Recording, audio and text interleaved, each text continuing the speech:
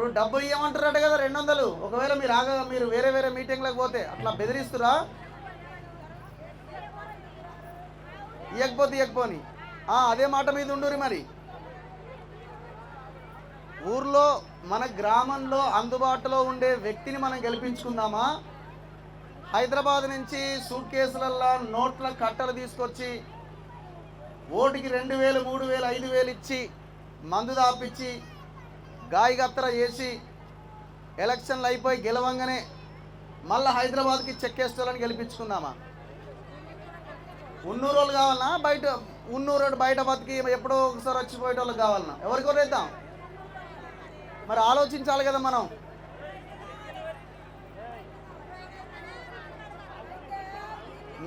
మీకు అందుబాటులో ఉండే వ్యక్తిని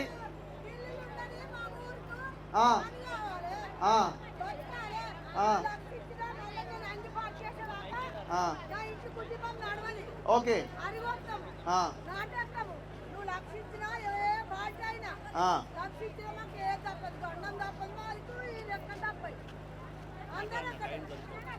సో మేమేం చెప్తున్నామంటే కనీసం మనకు బాధ వస్తే మన బాధని వినడానికి ఆ సర్పంచ్ ఇంటికో లేకపోతే గ్రామ పంచాయతీకో పోయి చెప్పుకుంటే ఆయన వినే వ్యక్తి కన్నా కనీసం అట్లాంటి వాళ్ళకన్నా ఓటేయాలి. ఇప్పుడు మీకు హైదరాబాద్ నుంచి వచ్చిరమ్మా, మీరు ఓటు వేసిరు, గెలిపించారు, అవతల పడ్డాడు. ఆయన ఏం చేస్తాడు? తెల్ల అంగి తెల్ల పాయింట్ వేసుకుని హైదరాబాద్ పోయి నేను పలానా భూమిపల్లి గ్రామ సర్పంచ్ అని చెప్పి రియల్ ఎస్టేట్ వ్యాపారం చేస్తాడు. చూస్తలేమా మనం? ఎంతకాలం ఆలోచిస్తాం? ఎవడు ఏం చేయడు, మనకి ఇట్లనే ఉంటాం. ఎవనోని కోటేద్దాం అని అనుకుంటూ పోతే మన బతుకులు ఇట్లనే ఉంటాయి. ఇప్పుడు మనందరి ఇప్పుడు నా ఏజ్ 40, మీరు 50, 60, 70 ఉన్నారు. మీ మనవళ్ళు, మీ కొడుకులు, మీ మనవళ్ళను మంచిగా బతకాలి కదా. వాళ్ళకన్నా మీరు మంచి చెప్పాలి కదా. మరి డబ్బులు తీసుకొని మీ మనవానికి ఏం మంచి చెప్తారు? మీ మనవాని జీవితాన్ని మీరు ఆగం చేస్తున్నట్టే కదా. డబ్బులు ఉన్న వాళ్ళకి ఓటేస్తే, డబ్బులు తీసుకొని ఓటేస్తే. సో అందుకే ఒక్కసారి ఆలోచించి ఓటేయండి. మేము వచ్చింది పార్టీలకు ఓటేయండి అని చెప్పడానికి కాదు. పైసలు తీసుకోకుండా, ప్రలోభాలకి లొంగకుండా, మందు సీసాలకు కాకుండా మీ ఉన్న ఊర్లో ఉన్న వ్యక్తిని గెలిపించుకునే ప్రయత్నం చేయండి. పైసలు ఉన్నోడు ఇలా మనకేం చేయడు. పైసలు ఉన్నోడు ఖర్చు పెడితే ఆ పైసలు మళ్ళా మనం ఎట్లా సంపాదించుకోవాలని మన దగ్గరికి వస్తాడు. ఆలోచించండి. ఇంకొకటి మేము చెప్తున్నాం ఏంటంటే, మన వర్గాలు మొత్తం దాదాపు 90% మన వర్గాలే ఉన్నారు. ఎస్సీలు కానీ, ఎస్టీలు కానీ, బీసీలు కానీ, మనమంతా మన ఓట్లు మనం వేసుకోవాల్సిన సందర్భం ఇది. అర్థమైందా? మన ఓట్లు మనం వేసుకోవాల్సిన సందర్భం. ఇప్పుడు వెంకటయ్య గారు ఉన్నారు కానీ ఆయన ఎస్సీ ఎస్టీ కమిషన్ చైర్మన్, కానీ ఆయన మరి ఒక ఎస్సీని ఇక్కడ నిలబెట్టినా అయిపోయింది. కానీ అవకాశం ఉంది కదా జనరల్ సీట్లో ఎస్సీకి కూడా అవకాశం ఉన్నది. మరి ఆయనకైనా ఇచ్చున్నా కొంత అద్భుతంగా ఉండేదేమో, వాళ్ళని కూడా మనం అందరం కలిసి గెలిపించే వాళ్ళమేమో. కానీ ఆయన కూడా అవతలి వాళ్ళకే టికెట్ ఇచ్చిండు. అందుకే ఆలోచించి ఓటేయండి. మేము ఓన్లీ ఓట్ అవేర్నెస్ కోసమే ఇక్కడికి రావడం జరిగింది. డబ్బులకి లొంగకండి, డబ్బులకు ఓటేయకండి. మీ గ్రామంలో ఉన్న వ్యక్తినే మీరు ఎన్నుకోండి. మీకు అందుబాటులో ఉన్న వ్యక్తినే మీరు ఎన్నుకోండి. ఓట్ల ద్వారా గెలిచి మళ్ళీ బయటికి వెళ్ళి రియల్ ఎస్టేట్ వ్యాపారం చేసే వాళ్ళ జోలికి వెళ్ళకండి. మీ గ్రామం, మీ గల్లీ ఏంది, మీ ఇల్లు ఏడుంది అన్నది కనీసం అవగాహన ఉండాలి కదా. ఒక అవ్వని, ఒక బిడ్డని చూసినప్పుడు పేరు పెట్టి పిలవాలి కదా. సో ఆ కోణంలో ఆలోచించి మీరు నిర్ణయం తీసుకోండి. అనవసరంగా అటు ఇటు కాకండి. రాబోయే 5 సంవత్సరాలు మీ గ్రామాన్ని, మీ పిల్లల భవిష్యత్తుని ఎవడో ఒక రియల్ ఎస్టేట్ వ్యాపారికో, డబ్బులున్నోడికో తాకట్టు పెట్టకండి దయచేసి. అది మీ చేతిలోనే ఉంది. బెదిరిస్తారు మనల్ని. మీరు ఎవరికి ఓటు వేస్తారో మాకు తెలుస్తుంది అని బెదిరించే అవకాశం కూడా ఉంది. మీరు వేసే ఓటు పరదా సాటుకెళ్ళి మీరు ఓటు వేయబోతున్నారు. సో కాబట్టి మీరు ఎవరికి ఓటు వేస్తారనేది ఎవరికి తెలియదు. కాబట్టి మీ ఓటు మీరు ప్రశాంతంగా, స్వేచ్ఛగా వేసుకునే అధికారం, హక్కు మీకున్నది. కాబట్టి మీకు నచ్చిన వ్యక్తులకి మీరు ఓటు వేసుకోండి. డబ్బులు ఇచ్చిన వాళ్ళకి దయచేసి ఓటు వేయకండి. సో ఇది మేము చెప్పదలుచుకున్నది. అందుకోసమే మేము ఇంత దూరం హైదరాబాద్ నుంచి ఇక్కడికి రావడం జరిగింది. దయచేసి గమనించండి. మేము కొన్ని గ్రామాలకు వెళ్తే కనీసం మమ్మల్ని మాట్లాడనివ్వకుండా కరెంటు కూడా కట్ చేసారు. కానీ అక్కడ 1-2 గ్రామాల్లో ఫలితం అటు ఇటు అయినా కొన్ని గ్రామాల్లో మేము మాట్లాడిన దానికి కొంత ప్రభావం కనిపించింది, రిజల్ట్ వచ్చింది. ఒక జనరల్ స్థానంలో ఒక ఎస్సీ నిలబెడితే ఎస్సీ గెలిచింది అక్కడ. సరే, కొన్ని స్థానాలు ఓడిపోవచ్చు. సో ఇక్కడ కూడా ఈ జనరల్ స్థానంలో మన వర్గాలు ఎవరున్నారు, మన వాళ్ళు ఎవరున్నారు, మనకు అందుబాటులో ఎవరున్నారు, మన ఇంటోళ్ళు ఎవరున్నారు చూసుకొని దయచేసి ఓటేయండి. ఆగం కాకండి. మీ భవిష్యత్తుని, మీ పిల్లల భవిష్యత్తుని ఆగం చేసుకోకండి. ధన్యవాదాలు. కార్యక్రమంలో ఇప్పుడు తెలంగాణ పృథ్వీరాజు గారిని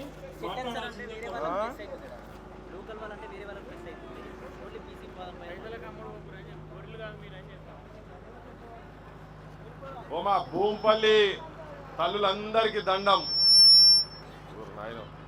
అందరికీ దండాలు. ఎందుకు వచ్చినామో మీకైతే అర్థమైపోయింది. మంచోళ్ళని చూసి ఎన్నుకోమని చెప్పి నా చిన్నప్పుడు ఓ పాట గుర్తుకొచ్చింది. ఓ చిన్న లైన్ వాడతా, మంచిగా ఉండదు కానీ మీకు నచ్చదో తెలియదు, నా గొంతు అంత మంచిగా ఉండదు. ఎంత టైం? 5 నిమిషాలా? కొంగు నడుముకు చుట్టవే చెల్లెమ్మ, కొడవన్లు చేపట్టవే చెల్లెమ్మ, కొంగు నడుముకు చుట్టవే చెల్లెమ్మ, కొడవన్లు చేపట్టవే చెల్లెమ్మ, పసిపాపాలేడ్చిన పాలివ్వనివ్వాడు, ఉరిమి చూస్తాడు ఊరి దొరగాడు, పసిపాపాలేడ్చిన పాలివ్వనివ్వాడు, ఉరిమి చూస్తాడు ఊరి దొరగాడు, పొద్దంతా పని చేసిన చెల్లెమ్మ, పస్తు రోజులు తప్పాలే చెల్లెమ్మ. ఇది ఎప్పుడో నా చిన్నప్పుడు ఇన్న పాట. ఇప్పటికింకా మా తల్లులు ఊర్లలో పోతే పస్తు రోజులు తప్పలేవు. ఆఖరికి చిన్నగా 200కో 300కో ఎవరో ఒక నాయకుడు ఇస్తే ఆ కూలి పని ఆ రోజు బంద్ చేసి ర్యాలీల్లో తిరిగే కాడికి వచ్చింది మన పరిస్థితి. మన బతుకులు కాడు ఉన్నాయి. మీరు కష్టపడి కైకూలు చేసి ఇంతో అంతో వ్యవసాయం ఉంటే మీరందరు కష్టపడి చదివిపించి మా నగేష్ లెక్క మా ఊళ్ళ లెక్క మీరు హైదరాబాద్కు పంపిస్తారు కదా. పంపిస్తే చదువుకు నౌకర్లు సరిగా లేక పెద్ద పెద్ద బంగ్లలల్ల పెద్ద పెంజర నుండు, నల్లా బాజారు నిండా నల్లా నాగులుండు, నలుగురు కూడిన కాడ నరలోకం యముడుండు, భద్రం కొడుకో నా కొడుకో కొమ్రన్న, జరా పైలం కొడుకో నా కొడుకో కొమ్రన్న. ఈడికెళ్ళి మీరు చదివించి ఆడికి పంపిస్తే పెద్ద పెద్ద బంగ్లాలోళ్ళు ఇక్కడోళ్ళు, అక్కడున్న పెద్ద పెద్ద బంగ్లాలోళ్ళు, ఇక్కడున్న బాబులు అక్కడ హైదరాబాద్కి వచ్చినాక వాళ్ళదే నడుస్తున్నది. ఇక్కడ పెద్ద బంగ్లాలలో ఉన్న పిల్లలు మీరందరూ పూరి గుడిసెలకి వెళ్ళి చదివించి మా ఆసంటోళ్ళన్న పట్నం పంపిస్తే ఆడి పోతే ఈ పెద్ద పెద్ద బంగ్లాలలో పెద్ద బాబులు అక్కడికి వచ్చినాక చిన్న బాబులు వాళ్ళ రాజ్యం అనేది వాళ్ళ వీళ్ళ పట్టంతా ఒకటే కొడుకు అని చెప్పారు మా వాళ్ళు పెద్దోళ్ళు. మీరు ఆడికి వచ్చి ఇక్కడ చదివించి పంపిస్తే ఆడికి వచ్చినాక కూడా చదువుకు తగ్గట్టుగా నౌకరు దొరకలేవు. ఎందుకు దొరకలేవు అంటే ఇప్పుడు ఆ కాలం పోయింది, పెద్ద మనుషుల కాలం పోయింది, దొరల భూస్వాముల కాలం పోయింది. ఈ దొరల భూస్వాముల పిల్లలు ఆడికొచ్చి ఆడ దందాలు చేస్తున్నారు.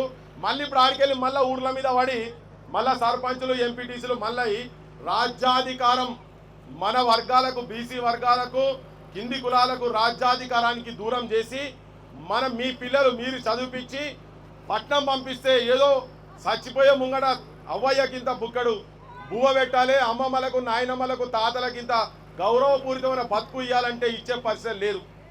ఎందుకు లేరు అంటే ఇక్కడ మీరు పైసలకు ఓట్లేస్తే ఈ పైసలు సంపాదించుకుంటేందుకు వాళ్ళు దందాలు చేస్తారు తప్ప, అమ్మాయి ఒక 1,00,000 రూపాయలు పెట్టో 10 లక్షల రూపాయలు పెట్టో ఇక్కడ మిమ్మల్ని ర్యాలీలోకి పిలిచింది అనుకో ఊరికే పిలుస్తారా? తిక్కలోలా తెలియదక్కువ ఏమన్నా ఏం చేస్తాడు వీళ్ళు? దాంట్లో మళ్ళీ లాభం వచ్చేది ఉంటేనే చేస్తారుగా, అంతేనా? మీ నెత్తి మీద టోపీ పెట్టేటందుకే మీకు పైసలు ఇచ్చి ఇలా బజాట్ల చిల్లర పైసలకు అమ్ముడు పోయేటట్టుగా చేసి ఓటు నమ్ముకుంటే మీ పిల్లలు, మీ భవిష్యత్ తరాలను ఒక సంకలెత్తుకున్నాడు మావోడు పిల్లగాడు. ఆ పిల్లల బతుకులు ఆలోచించండి మీరు ఒకసారి దయచేసి. పైసలకు అమ్ముడు పోకండి. పైసలకు అమ్ముడు పోతే మన గురించి ఎవడు ఆలోచించడు. రేపు పొద్దుగాల 10 మంది మీ ఇళ్ళ ముంగడి కాడికి వస్తే మీ పిల్లలు ఏం చదువుతున్నారు, మీకు నౌకరు ఎక్కడున్నది, మంచిగా తింటుండ్రా లేదా అని మాట్లాడే పరిస్థితి లేదు. తలకాయలను చూసి పైసలు ఇస్తారు. ఇప్పుడు మీరు ర్యాలీలు ఎంతమంది పోయినరో ఆడబిడ్డలు చాలా మంది పోయారు. చదువుకున్న వాళ్ళు కూడా కనబడుతున్నా. ఈ చదువుకున్న వాళ్ళకు నౌకర్లు ఉన్నాయా లేవా అని ఎవడు అడిగాడు? అడిగే పరిస్థితి లేదు. ఎవడు అడుగుతాడంటే మీ జాతులకి వెళ్ళి మీ కులాలకి వచ్చి ఆ బాధలు సాధలు తెలిసినోడే మాట్లాడతారు ఆ మాటలు. మళ్ళీ మీరు కూడా ఇంతకుముందు పెద్దబాబులు పెద్ద దొరలకు వేసినప్పుడు చిన్న దొర వస్తే చిన్న దొర ఇంకా సంకనాక మనోళ్ళు కూడా తిరుగుతున్నారు. దయచేసి అటువంటి జీవితాలు కాకుండా మీరు మీ బతుకులు తెలిసి మీ ఊర్లో ఉండేటోళ్ళని చూసుకొని మీ బాధలు సాధలు తెలిసిన వాళ్ళను ఓట్లేసి గెలిపించుకుంటే రేపు పొద్దుగాల పావురానికి ఏమన్నా అయ్యో నా బిడ్డలు నా వాళ్ళు నా జాతుల మనుషులు కాబట్టి ఓట్లు వేసుకుంటే మా వాళ్ళకి ఏమైనా చేయాలనే ఆలోచన ఉంటుంది. కానీ పైసలకు మీరు అమ్ముడు పోతే వాడు మిమ్మల్ని అమ్ముకుంటాడు. ఎవరు గెలిచినా కానీ మిమ్మల్ని అమ్ముకుంటాడు. అమ్ముకుంటూ రాలేదా? పుణ్యాన్ని చేసి తారావా చెప్పవు? అమ్ముకుంటూ రాలేదా? నాకు చాలా బాధ అనిపిస్తుంది. ఒక వరద లెక్క మొత్తం ఆడికెళ్ళి ఇక్కడికి మొత్తం వస్తున్నారంటే ఎందుకు వస్తున్నాయి అంటే 200 300 అట. ఎక్కడున్నామమ్మా? ఏ కాలంలో ఉన్నాం మనము? యాడున్నారు మీరంతా? ఒక 200 300 ఒక రోజు కైకూలి పైసలు కదా. పోకుండా ఆత్మాభిమానంతో ఉంటే ఏమవుతుంది?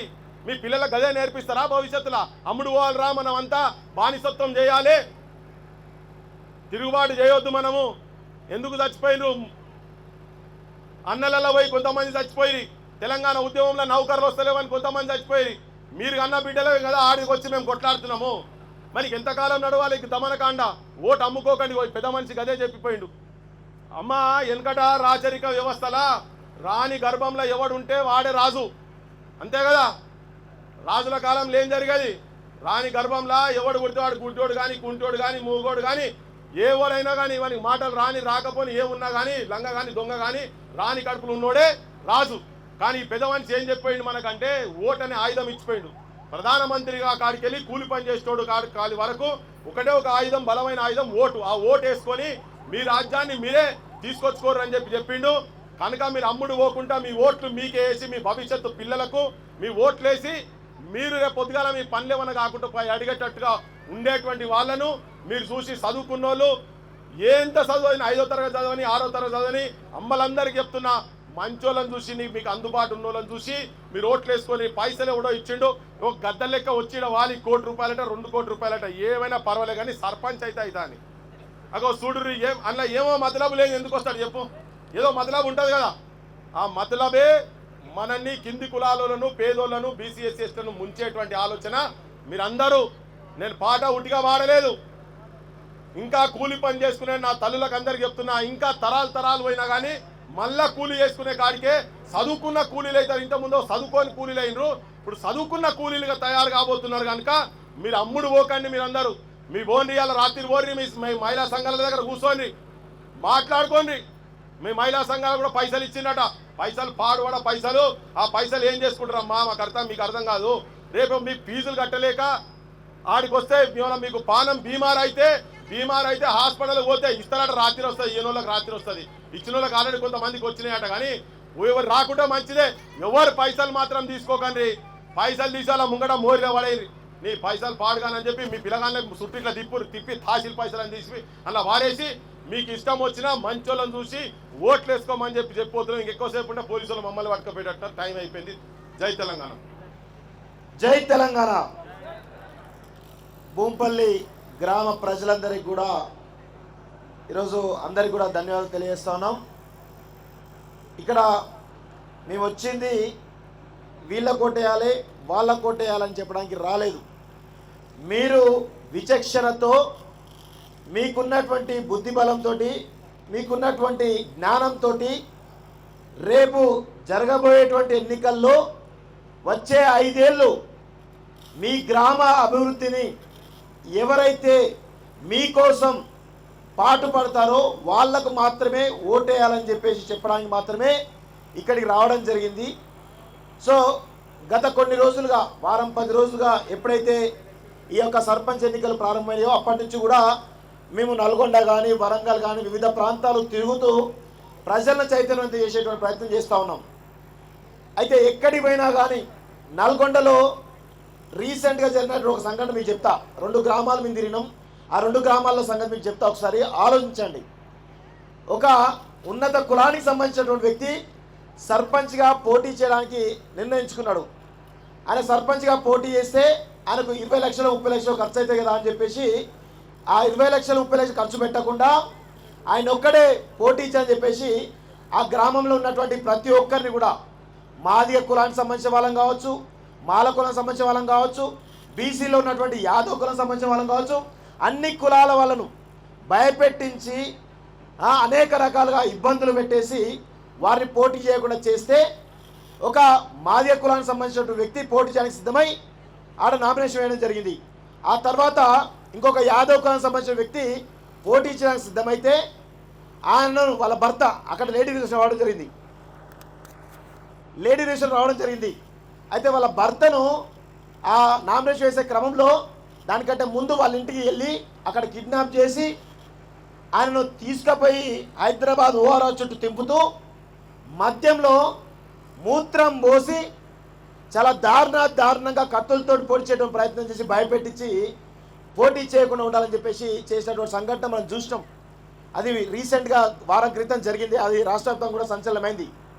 అక్కడ ఏం జరిగింది అంటే కిడ్నాప్ చేయడమే కాకుండా మేము చాలా పెద్ద ఇష్యూ చేస్తే కూడా వాడు ఆ గ్రామంలో ఉన్నటువంటి వాళ్ళందరికీ కూడా మద్యం తాగిచ్చి గంజాయి తాగిచ్చి అసలు వాళ్ళను బయటికి రాకుండా పాపం ఆ స్త్రీ ఎవరైతే నామినేషన్ యాదవ్ బిడ్డ ఎవరైతే ఉన్నారో వారికి అసలు గ్రామంలో ప్రచారం చేయనీయకుండా ప్రచారం చేసిన ఒకవేళ పోస్టులు అంటే ఆ పోస్టులు నింపేసి దారుణంగా ఆ బిడ్డను అనేక రకాలుగా ఇబ్బంది పెట్టిన సంఘటన మనం చూస్తూ ఉన్నాం. అయితే ఇక్కడ విషయం ఏంటంటే ఆ యాదవ్ బిడ్డ పోటీ చేస్తూ చెప్పేసి మాదిగ బిడ్డ విత్డ్రా చేసుకొని యాదవ్ బిడ్డకు సపోర్ట్ చేసిండు. ఇది చాలా విచిత్రమైన సంఘటన ఎల్లమ్మగూడెంలో. కానీ సరే తర్వాత సంఘటన ఆయన యొక్క మందబలం, ఆర్థిక బలం, అంగబలం అన్నీ కూడా చూపించి లాస్ట్కు సందీప్ రెడ్డి అనే వ్యక్తి గెలవడం జరిగింది. నేను ఎందుకు చెప్తా ఉన్నాను ఈ విషయం అంటే ఏ విధంగా ఆధిపత్య కులాలు ఎంత దారుణంగా వ్యవహరించి ఈరోజు బీసీలను కానీ ఎస్సీలను కానీ ఎస్టీలను కానీ ఎంత దారుణంగా నీచంగా పురుల కంటే హీనంగా చూస్తూ ఉన్నారో అర్థం చేసుకోండి. అక్కడ కనీసం ఆయన కిడ్నాప్ చేస్తే కేసు కూడా పెట్టే పరిస్థితి కనబడతా ఉంది. అంత దారుణమైన పరిస్థితులు ఉన్నాయి. నేను ఒకటే చెప్తా ఉన్నాను, ఈ గ్రామంలో మీరు ఓటు వేసేటువంటి ఒక్క ఓటు రాబోయే 5 సంవత్సరాలు మీరు ఆ అభ్యర్థికి రాసిచ్చినట్టే మీ ఊరును. అందుకే నేనేమంటా ఉన్నాను, మీ యొక్క గ్రామం సంబంధించినటువంటి అభివృద్ధి కావాలంటే ఒక 5-6 అంశాలు ఉంటాయి. ముఖ్యంగా త్రాగునీరు అనేది మన గ్రామ ప్రజలకి చాలా ఇంపార్టెంట్. అదేవిధంగా మన గ్రామంలో ఉండేటువంటి రోడ్లు, డ్రైనేజ్ వ్యవస్థను ఎప్పటికప్పుడు క్లీన్ చేపియాలి, ఆ రోడ్లను వేపియాలి, ఆ డ్రైనేజ్ వేపియాలి. ఆ యొక్క విచక్షణ ఉండాలి ఆ యొక్క సర్పంచ్కి. అదేవిధంగా గ్రామాలు దేశానికి పట్టుకొమ్మలు. అదేవిధంగా పాఠశాల అభివృద్ధి. మన దేశం బాగుపడాలంటే విద్య బాగుపడాలి. విద్య బాగుపడాలంటే ఖచ్చితంగా పాఠశాల అభివృద్ధి జరగాలి. ఆ పాఠశాలల మీద కనీసం ఆ విద్యను అభివృద్ధి చేసేటువంటి ఒక దృక్పథం ఉండాలి సర్పంచ్ అభ్యర్థికి. అదేవిధంగా రైతులకు సంబంధించిన విషయంలో ఇప్పుడు గ్రామాలలో వ్యవసాయం అనేది చాలా కామన్. ప్రతి ఒక్కరికి కూడా ప్రతి వాళ్ళకు కూడా వ్యవసాయం అనేది ఉంటుంది. ఆ వ్యవసాయం అంటే రైతులకు సంబంధించినటువంటి ఏవైతే పథకాలు ఉంటాయో, కేంద్ర ప్రభుత్వ పథకాలు కావచ్చు, రాష్ట్ర ప్రభుత్వ పథకాలు కావచ్చు, ఇవన్నీ కూడా రైతులకు వచ్చే విధంగా ఆ పథకాలకు తెలిసే విధంగా ఆ నాలెడ్జ్ ఉండాలి. అదేవిధంగా మహిళలకు రక్షణ. ఈరోజు గ్రామాలలో కొంతమంది వ్యక్తులు, ఉన్నత వర్గాలు కలిసి గ్రామ యువతను గంజాయికి అలవాటు చేస్తూ ఉన్నారు, మద్యానికి అలవాటు చేస్తూ ఉన్నారు, వివిధ రకాల అలవాట్లకు చేసి ఈరోజు మహిళలకు రక్షణ లేకుండా ఇస్తూ ఉన్నారు. సో మహిళలకు రక్షణ ఉండాలి. ఆ ఉండాలంటే ఖచ్చితంగా మీ గ్రామ సర్పంచ్ మహిళల పట్ల గౌరవంగా ఉండే విధంగా ఉండాలి ఆయన క్యారెక్టర్. అదేవిధంగా యువతకు ఉపాధి అవకాశం కలగాలి. ఇవన్నీ కూడా ఉండేటువంటి అభ్యర్థిని ఎన్నుకోవాల్సిందిగా నేను కోరుతా ఉన్నాను. ఇంకొక విషయం, గ్రామాలలో మీరు ఎన్నుకునేటువంటి అభ్యర్థి 5 సంవత్సరాలు మిమ్మల్ని పాలిస్తాడు. ఈ 5 సంవత్సరాలు మీ గ్రామంలో ఉన్నటువంటి ప్రజలందరినీ కూడా కనుపాప లెక్క మిమ్మల్ని కాపాడుకోవాల్సిన బాధ్యత ఈరోజు ఆ అభ్యర్థి పైన ఉంటుంది. ఈరోజు ఎక్కడ ఏ సమస్య వచ్చినా ఆ గ్రామంలో, ఆ వాడలో ఆ సర్పంచ్ అనేటువంటి వెళ్ళి అక్కడ ఆ సమస్యకు పరిష్కారం చూపాలి. వాడలా తిరగాలి, ప్రతి ఒక్కరితోటి మాట్లాడాలి. శత్రువైనా మిత్రువైనా ఎవరితోటైనా మాట్లాడే విధంగా ఆయన యొక్క ప్రవర్తన ఉండాలి. ఆ ప్రవర్తన ఉన్నటువంటి అభ్యర్థిని గెలిపించాలని చెప్పేసి కోరుతూ, ఈరోజు ఎక్కడి నుంచో ఇక్కడ పుట్టని వాళ్ళు, ఇక్కడ పెరగని వాళ్ళు ఎక్కడికో వెళ్ళి మా తాత సర్పంచ్ కదా, మా అయ్య సర్పంచ్ కదా, ఈరోజు మేము కూడా వాళ్ళ యొక్క వారసత్వం కొనసాగించాలని చెప్పేసి భూంపల్లి గ్రామంలో తరతరాలుగా వారసత్వంగా మళ్ళా మీ పైన గుదిబండలాగా వ్యవహరించే వ్యక్తిని ఎన్నుకుంటే మీ గ్రామ ప్రజలకు తెలుసా, మీ గ్రామ ప్రజల సమస్యలు ఆయనకు తెలుసా, మీ గ్రామ ప్రజలు పాడేటువంటి సమస్యలు ఆయనకు తెలుసా, ఇవన్నీ కూడా ఆలోచించుకోమని చెప్పేసి కోరుతా ఉన్నాం. అదేవిధంగా ఇక్కడికి మేము వస్తుంటే కొంతమంది రాజ్యాంగబద్ధ పదవుల్లో ఉన్నటువంటి వ్యక్తులు కూడా అసలు ఇలాంటి రాజకీయాలకు దూరంగా ఉండాలి. కానీ మీ కులానికి ఇది ఇయ్యం మీరు ఓట్లు లేకపోతే, మీ కులానికి ఈ ఫండ్ రానే మీ లేకపోతే అంటూ రకరకాలుగా మిమ్మల్ని భయపెట్టించేటువంటి ప్రయత్నం కొంతమంది వ్యక్తులు చేస్తూ ఉన్నారు. వాళ్ళకి బుద్ధి వచ్చేలా ఆధిపత్య కులాల వాళ్ళకు కావచ్చు, రాజ్యాంగబద్ధ పదవిలో ఉండి మిమ్మల్ని భయపెట్టిస్తున్నటువంటి వ్యక్తులకు బుద్ధి వచ్చేలా రేపటి రోజున ఓటు హక్కును మీరు వినియోగించుకోండి, స్వేచ్ఛగా వినియోగించుకోని చెప్పేసి కూడా మేము కోరుతా ఉన్నాం. ఎందుకంటే ఈరోజు మీరు వేసేటువంటి ఓటు ఏదైతుందో బహిరంగంగా వేరు, ఓన్లీ ఒక బాక్స్లో మాత్రమే రహస్యంగా వేస్తారు. కాబట్టి ఎవరికి ఓటేస్తారో ఎవరికి కూడా రెండో కంటికి కూడా తెలియదు.